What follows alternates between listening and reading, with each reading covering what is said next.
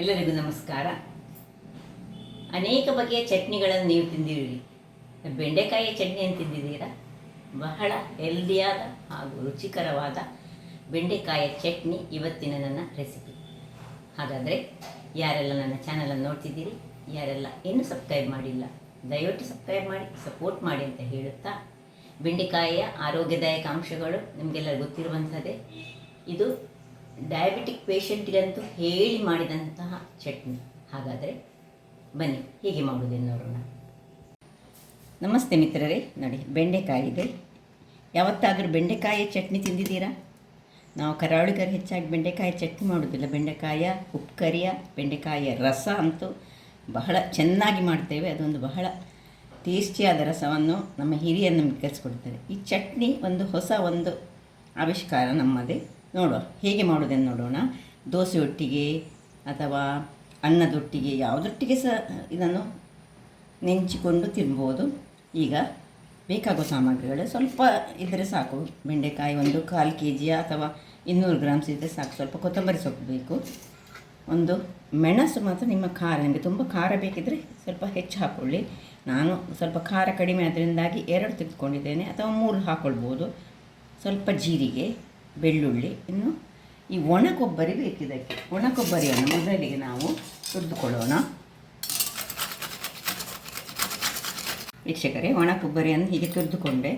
ನೋಡಿ, ಇದನ್ನು ಶಿಫ್ಟ್ ಮಾಡಿಕೊಂಡು ಈ ಬೆಂಡೆಕಾಯಿಯನ್ನು ಇಲ್ಲಿ ಕಟ್ ಮಾಡುವಾಗ ನಾವೇನು ಮಾಡುವ, ಇಲ್ಲಿ ಒಂದು ಪ್ಯಾನನ್ನು ಬಿಸಿ ಮಾಡಿಕೊಂಡು 4 ಅಥವಾ 10 ಒಂದು ಚಮಚದಷ್ಟು ಈ ಶೇಂಗಾ ಬೀಜವನ್ನು ಸ್ವಲ್ಪ ಫ್ರೈ ಮಾಡ್ಕೊಳ್ತಿದ್ದೇನೆ. ಇಲ್ಲಿ ಬೆಂಡೆಕಾಯಿಯನ್ನು ನೋಡಿ ಇಷ್ಟಿಷ್ಟು ದೊಡ್ಡದಾಗಿ ಕಟ್ ಮಾಡಿಕೊಂಡು ಎಲ್ಲ ಬೆಂಡೆಕಾಯಿಯನ್ನು ಕಟ್ ಮಾಡ್ಕೊಳ್ತೇನೆ. ವೀಕ್ಷಕರೇ, ಇಲ್ಲಿ ಎಲ್ಲ ಬೆಂಡೆ ಕಟ್ ಆಯಿತು. ಈಗ ಇಲ್ಲಿ ಇದು ಫ್ರೈ ಆಯಿತು ನೋಡಿ. ಇದನ್ನೀಗ ಒಂದು ಪಾತ್ರೆಗೆ ತೆಗೆದುಕೊಳ್ಳಿ. ಇದು ಆಪ್ಷನಲ್, ಬೇಕಿದ್ದರೆ ಮಾತ್ರ ತೆಗೆದುಕೊಳ್ಬೋದು. ಈಗ ಇದರಲ್ಲಿ ಸ್ವಲ್ಪ ಇದರ ಬಿಸಿಯಲ್ಲಿ ಈ ಡ್ರೈ ಕೊಬ್ಬರಿಯನ್ನು ಸಹ ಚೂರು ನಾವು ಸ್ವಲ್ಪ ಫ್ರೈ ಮಾಡಿಕೊಂಡ್ರೆ ಆಯಿತು. ಈ ಚಟ್ನಿ ಸ್ವಲ್ಪ ಇಟ್ಕೊಳ್ಬೋದು, ಅಂದರೆ ತುಂಬ ದಿವಸ ಅಲ್ಲ. ಇವತ್ತು ಮಾಡಿದರೆ ಫ್ರಿಜ್ಜಲ್ಲಿ 1-2 ದಿವಸ ಇಟ್ಕೊಳ್ಬೋದು. ಹಾಗಾಗಿ ನಾವು ಸ್ವಲ್ಪ ಫ್ರೈ ಮಾಡಿದರೆ ಚೆನ್ನಾಗಿ ಆಗ್ತದೆ. ಈಗ ಇದನ್ನು ಸಹ ಇದಕ್ಕೆ ತೆಗೆದುಕೊಳ್ತೇನೆ.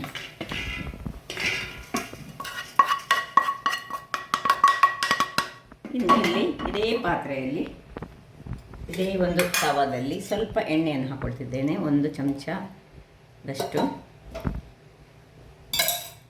ಇನ್ನು ಎಣ್ಣೆ ಬಿಸಿ ಆಗಲಿ. ಎಣ್ಣೆ ಬಿಸಿಯಾದ ಕೂಡಲೇ ಏನು ನಾವು ಕಟ್ ಮಾಡಿಟ್ಟಿದ್ದೇವೆ ಇದನ್ನು ಸ್ವಲ್ಪ ಇದಕ್ಕೆ ಹಾಕೊಳ್ಳೋಣ. ಬೆಂಡೆಯ ತುಂಡುಗಳನ್ನು ಇದರಲ್ಲಿ ಹಾಕಿ ಇದನ್ನು ಎಣ್ಣೆಯಲ್ಲಿ ಒಳ್ಳೆ ಫ್ರೈ ಮಾಡಿಕೊಳ್ತಿದ್ದೇನೆ. ಈಗ ಉಪ್ಪನ್ನು ಹಾಕ್ಕೊಳ್ಳೋದು ಬೇಡ, ಇದು ಚೆನ್ನಾಗಿ ಫ್ರೈ ಆಗಬೇಕು. ಯಾಕೆಂದರೆ ಬೇರೆ ಇದನ್ನು ನಾವೇನು ಬೇಯಿಸಿಕೊಳ್ಳಲಿಕ್ಕೆ ಇಲ್ಲ. ಅದರಿಂದಾಗಿ ಈಗ ಇದಕ್ಕೆ 1/2 ಚಮಚದಷ್ಟು ಜೀರ, 5-6 ಬೆಳ್ಳುಳ್ಳಿ ಮತ್ತು ಈ ಗ್ರೀನ್ ಚಿಲ್ಲಿ ಇಷ್ಟನ್ನು ಸಹ ಹಾಕ್ಕೊಂಡು ಇದನ್ನು ಒಳ್ಳೆ ಫ್ರೈ ಮಾಡ್ಕೊಳ್ಳೋಣ. ಅದರೊಟ್ಟಿಗೆ ಡ್ರೈ ಸ್ವಲ್ಪ ಕರಿಬೇವಿನ ಸೊಪ್ಪು, ನೀರಿರಬಾರ್ದು. ಯಾಕಂದರೆ ಬೆಂಡೆಕಾಯಿಗೆ ನೀರು ಬಿದ್ದ ಕೂಡಲೇ ಮತ್ತು ಅದು ನಾವು ಬೆಂಡೆಕಾಯಿಯನ್ನು ಸಹ ಚೆನ್ನಾಗಿ ತೊಳೆದುಕೊಂಡು ಅದನ್ನು ಡ್ರೈ ಮಾಡಿಕೊಂಡೇ ಹೀಗೆ ಯೂಸ್ ಮಾಡಿಕೊಳ್ಬೇಕು. ಸೊ ಇದರಲ್ಲಿ ಸ್ವಲ್ಪ ಫ್ರೈ ಹದಾವುರಿಯಲ್ಲಿ ಮಾಡಬೇಕು. ಇದಕ್ಕೆ ಸ್ವಲ್ಪ ಹೊತ್ತು ತಾಗ್ತದೆ ಮಾತ್ರ. ಸೊ ಈಗ ಇನ್ನೂ ಸ್ವಲ್ಪ ಹದಾವುರಿಯಲ್ಲಿ 3-4 ನಿಮಿಷಗಳ ಕಾಲ ಇದನ್ನು ಹೀಗೆ ಫ್ರೈ ಮಾಡಿಕೊಳ್ಬೇಕು. ಬೇಕಿದ್ದರೆ ಸ್ವಲ್ಪ ಎಣ್ಣೆಯನ್ನು ನಾವು ಹೀಗೆ ಚಿಮುಕಿಸ್ಕೊಳ್ಬೋದು ನಡುವಲ್ಲಿ. ಸೊ ಒಳ್ಳೆ ಫ್ರೈ ಆಗಲಿ ಬೆಳ್ಳುಳ್ಳಿ ಎಲ್ಲ ಹಾಕಿದ ಮೇಲೆ. ವೀಕ್ಷಕರೇ, ಈಗ ಇದಕ್ಕೆ ಲಿಂಬೆ ಹುಳಿಯನ್ನು ಹಿಂಡಿಕೊಳ್ಳೋಣ. ನೋಡಿ, ನಾನು ಇಷ್ಟು ದೊಡ್ಡ ಇಡೀ ಲಿಂಬೆ ಹುಳಿಯನ್ನು ಹಿಂಡಿಕೊಳ್ತಿದ್ದೇನೆ. ಅಥವಾ ನಾವು ಈಗ ಗ್ರೈಂಡ್ ಮಾಡುವಾಗ ಹುಳಿಯನ್ನು, ಲಿಂಬೆ ಇಲ್ಲದಿದ್ದರೆ ಹುಳಿಯನ್ನು ಹಾಕ್ಕೊಂಡ್ರೆ ನಡೀತದೆ. ಒಳ್ಳೆ ಲಿಂಬೆಯಲ್ಲಿ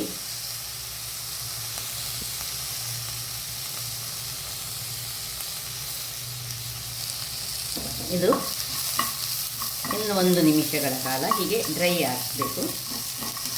ಸಾಕು. ಇಷ್ಟಾಗುವಾಗ ಆಫ್ ಮಾಡಿಕೊಂಡು ಇದನ್ನು ಇನ್ನೀಗ ತಣ್ಣಗಾಗಲು ಬಿಡೋಣ. ವೀಕ್ಷಕರೇ, ಇದೀಗ ತಣ್ಣಗಾಯ್ತು ನೋಡಿ. ಈಗ ಇಲ್ಲಿ ನಾನು ಈ ಕಡಲೆ ಬೀಜದ್ದು ಒಂದೇ ಸ್ಪೂನ್ ಸಾಕು. ಕಡಲೆ ಬೀಜ ಇದು ಆಪ್ಷನಲ್, ಬೇಡದಿದೆ ಇದನ್ನು ಸ್ಕಿಪ್ ಸಹ ಮಾಡ್ಬೋದು, ಅಥವಾ ಇದನ್ನು ಸ್ಕಿಪ್ ಮಾಡಿ ಇದೇ ಹೆಚ್ಚು ತೆಗೆದುಕೊಂಡು ಹೀಗೆ ಸಹ ಮಾಡ್ಬೋದು. ನಾನು ಎರಡನ್ನು ಸ್ವಲ್ಪ ಮಿಕ್ಸ್ ಮಾಡ್ಕೊಂಡಿದ್ದೇನೆ. ಇದು ಒಂದು ಚಮಚದಷ್ಟು ಫ್ರೈ ಮಾಡಿ ಇಟ್ಟುಕೊಂಡಿದ್ದರೆ ಅದನ್ನು ಮೊದಲೇ ಸಿಪ್ಪೆ ತೆಗೆದು ಇಟ್ಕೊಳ್ಳಿ. ಈಗ ಡ್ರೈ ಕೊಕೊನೆಟ್ ಹಾಕ್ಕೊಂಡ ಮೇಲೆ ಇದಕ್ಕೆ ಸ್ವಲ್ಪ ಉಪ್ಪನ್ನು ಹಾಕಿ ಸ್ವಲ್ಪ ಸುರಿಗಿದನ್ನು ಒಂದು ಸುತ್ತಿ ಸ್ವಲ್ಪ ಗ್ರೈಂಡ್ ಮಾಡಿ ಕೋಸಿ ಗ್ರೈಂಡ್ ಮಾಡ್ಕೊಂಡು ತರ್ತೇನೆ. ನೀರೇನು ಹಾಕ್ಕೊಳ್ಳಿಕ್ಕಿಲ್ಲ ವೀಕ್ಷಕರೇ. ಇಲ್ಲಿ ನೋಡಿ ಈ ರೀತಿ ಆಗ್ತದೆ. ಇನ್ನು ಇದಕ್ಕೆ ಏನಿದು ನಾವು ಫ್ರೈ ಮಾಡ್ಕೊಂಡಿದ್ದೇವೆ ಇದನ್ನು ಇದಕ್ಕೆ ಶಿಫ್ಟ್ ಮಾಡ್ಕೊಳ್ಳೋಣ. ಇಲ್ಲಿ ಬೇಕಿದೆ ಮತ್ತು ಲಿಂಬೆ ಹುಳಿ ಇರೋದಿದೆ, ಈ ಹೊತ್ತಿನಲ್ಲಿ ಹುಳಿಯನ್ನು ಹಾಕ್ಕೊಳ್ಬೋದು. ಹುಳಿ ಮತ್ತು ಈ ಉಪ್ಪನ್ನು ಈ ಟೈಮ್ನಲ್ಲಿ ಸಹ ಹಾಕ್ಕೊಳ್ಬೋದು. ಈಗ ಇದಕ್ಕೆ ಒಂದಿಷ್ಟು ಕೊತ್ತಂಬರಿ ಸೊಪ್ಪು ದಂಟಿನೊಟ್ಟಿಗೆ ಸ್ವಲ್ಪ ಹಾಕ್ಕೊಳ್ಳೋಣ. ಒಂದು ಹೆಲ್ದಿಯಾದ ಬೆಂಡೆಕಾಯಿಯ ಚಟ್ನಿ ರೆಡಿ ಆಗ್ತಾ ಉಂಟು. ಸೊ ಇದನ್ನು ಹಾಕಿ ಇನ್ನೊಮ್ಮೆ ಏನು ನೀರು ಹಾಕದೆ ಒಂದು ಗ್ರೈಂಡ್ ಮಾಡ್ಕೊಳ್ತಿದ್ದೇನೆ. ನೋಡಿ ಈ ರೀತಿಯಾಗಿ ಬಂತು. ಈಗ ಇದನ್ನೊಂದು ಪಾತ್ರೆಗೆ ಶಿಫ್ಟ್ ಮಾಡ್ಕೊಳ್ಳೋಣ. ಶಿಫ್ಟ್ ಮಾಡುವಾಗ ಇದಕ್ಕೊಂದು ಒಗ್ಗರಣೆಗೆ ಇಲ್ಲಿ ನಾನೊಂದು ಅದೇ ಬಣಾಲೆಯನ್ನು ಇಟ್ಕೊಂಡಿದ್ದೇನೆ, ಅದು ಬಿಸಿಯಾಗಲಿ. ಇಲ್ಲಿ ಇದನ್ನು ನೋಡಿ, ಇದಂತೂ ಬಹಳ ಚೆನ್ನಾಗಿ ಆರೋಗ್ಯಕ್ಕೆ ಸಹ ಬಹಳ ಉತ್ತಮ. ಯಾರಿಗೆಲ್ಲ ಡಯಾಬಿಟಿಕ್ ಪೇಷಂಟ್ ಇದ್ದಾರೆ ಅಂಥವರು ಇಂತಹ ಚಟ್ನಿಯನ್ನು ಖಾಲಿ ಹೀಗೆ ಚಟ್ನಿ ಮಾಡಿಕೊಳ್ಳೋದಕ್ಕಿಂತ ಹೀಗೆ ಚಟ್ನಿಯನ್ನು ಮಾಡಿದರೆ ಬಹಳ ಉತ್ತಮ ಅಂತ ನನ್ನ ಅಭಿಪ್ರಾಯ. ಸೊ ಈಗ ಇದಕ್ಕೊಂದು ಒಳ್ಳೆ ತುಂಬ ನೀರೆಲ್ಲ ಮಾಡಿಕೊಳ್ಳಿಕ್ಕಿಲ್ಲ. ಇದೀಗ ಬಿಸಿ ಆಯಿತು. ಇದಕ್ಕೊಂದು ಚಮಚದಷ್ಟು ಎಣ್ಣೆ ಹಾಕೊಳ್ಳೋಣ. ಎಣ್ಣೆ ಹಾಕ್ಕೊಂಡು ಸಿಂಪಲ್ ಆದ ಒಂದು ಒಗ್ಗರಣೆ ಕೊಡ್ತಿದ್ದೇನೆ. ಈಗ ನಾನು ಇದಕ್ಕೆ ಸ್ವಲ್ಪ ಎಣ್ಣೆ ಬಿಸಿ ಆಗಲಿ. ಎಣ್ಣೆ ಬಿಸಿ ಆಯಿತು. ಸ್ವಲ್ಪ ಉದ್ದಿನಬೇಳೆ, ಒಂದು ಅರ್ಧ ಚಮಚದಷ್ಟು ಉದ್ದಿನಬೇಳೆ, ರೆಡ್ ಚಿಲ್ಲಿ, ಕರಿಬೇವಿನ ಸೊಪ್ಪು ಸ್ವಲ್ಪ ಹೀಗೆ ಕ್ರಷ್ ಮಾಡ್ಕೊಂಡು ಹಾಕೊಳ್ಳೋಣ. ಅದಕ್ಕೆ ಸಹ ಕರಿಬೇವು ಹಾಕಿದ್ದೇವೆ. ತುಂಬ ಆರೋಗ್ಯದಾಯಕವಾದ ಒಂದು ಚಟ್ನಿ ಇದು. ಈಗ ಸ್ವಲ್ಪ ಸಾಸಿವೆ ಹಾಕ್ಕೊಂಡು ಸಾಸಿವೆ ಒಡಿಯುವಾಗ ಆಫ್ ಮಾಡಿಕೊಂಡು ಸ್ವಲ್ಪ ಹಿಂಗು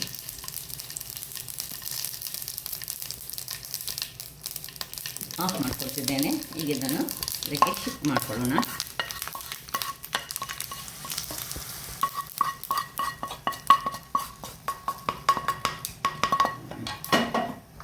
ರುಚಿಯಾದ ನಾನು ಸ್ವಲ್ಪ ಪ್ರಮಾಣದಲ್ಲಿ ಮಾಡಿದ್ದೇನೆ. ನೀವು ಬೇಕಿದ್ರೆ ಇದನ್ನು ತುಂಬ ಒಂದು ಅರ್ಧ ಕಿಲೋದಷ್ಟು ಮಾಡಿದರೆ ಎಲ್ಲರಿಗೂ ಬಳಸ್ಬೋದು. ಟೇಸ್ಟಿಯಾದ ಸೈಡಾಗಿ ಊಟಕ್ಕೆ ಸೈಡ್ ಡಿಶ್ ಆಗಿ ಸಹ ಒಂದು ಸಾರಿದ್ರೆ ಸಾಕು, ಬಹಳ ಚೆನ್ನಾಗಿ ಬರುವಂತಹದ್ದು.